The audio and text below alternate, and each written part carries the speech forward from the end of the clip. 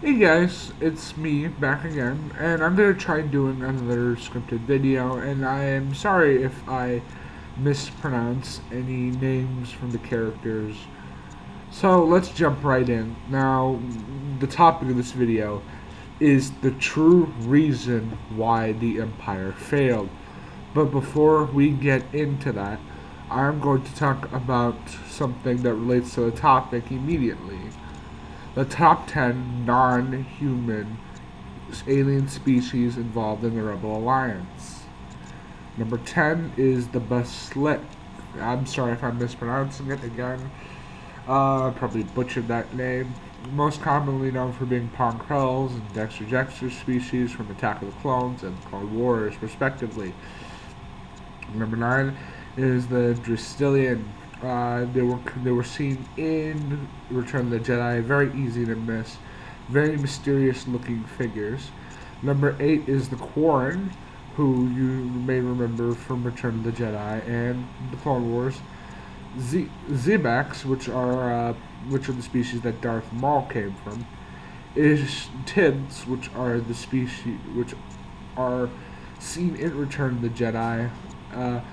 Duros, which are seen in A New Hope and in the Clone Wars. Rodians, which are seen in A New Hope and most of the other films, most commonly known for being Greedo species.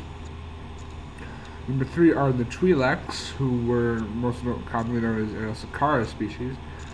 Number 2 are the Slurvidians, which are commonly known for being the Leonard species, and number 1 is the Mon Calamarian.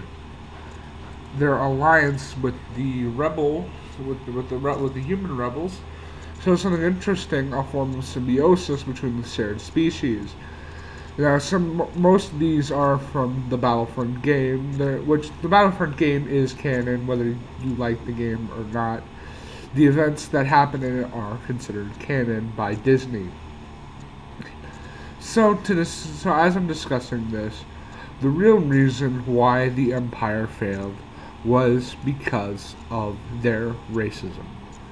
Now, when the Emperor took over, he lacked one key and vital component to keeping the world's at order. You see, let's say we get inducted into a galactic republic, let's say hypothetically, and they send their troops to our world to keep it occupied as a policing force. Some aliens might take this as an invasion, so after the Empire fell, it's easy how we can see they would rebel since there are none of their actual species. I mean, yes, humans are the dominant species in Star Wars, but there are a ton of other species seen in the films. So, with that, a commonly asked question is that why does the Empire do it? It's simple. It's because out of alien racism. If you watch the movies, well, we don't really see them without their helmets off, but we can assume that all the stormtroopers are human, and it's been confirmed by Disney that the stormtroopers haven't been human. Even if you don't follow the Disney canon, even the EU, the biggest exception being Thrawn from the EU, who after he took over the Empire, started drafting non-humans into the Empire, which we can totally see why. The the the the Mon Calamarians and the Sluridians, again, I'm sorry if I'm mispronouncing them, are shown to be great pilots in Return of the Jedi, and great ship engineers. The B-wing and the Mon Calamari cruiser are both designs, and they lack the vulnerability that a Star Destroyer has, because we see that in Return of the Jedi, a massive Star Destroyer is completely destroyed by having a small little B-wing fighter the size of a normal car crash through its bridge. So as we see this, we also see in the films that one of the most common species of bounty hunters besides the Mandalorians are Rodians, which are supposedly excellent hunters, and Trandoshans, which the Trandoshans completely converted one of their moons into a hunting ground, just to show how skilled they are at hunting, they could have really, and the Empire could have also stopped the wars between the Trandoshans and the Wookiees, as seen in multiple sources.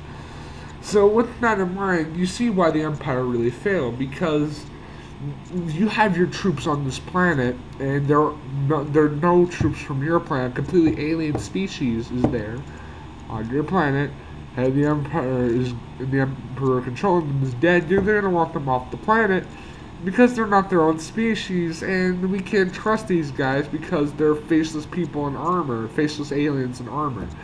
So why should they trust them?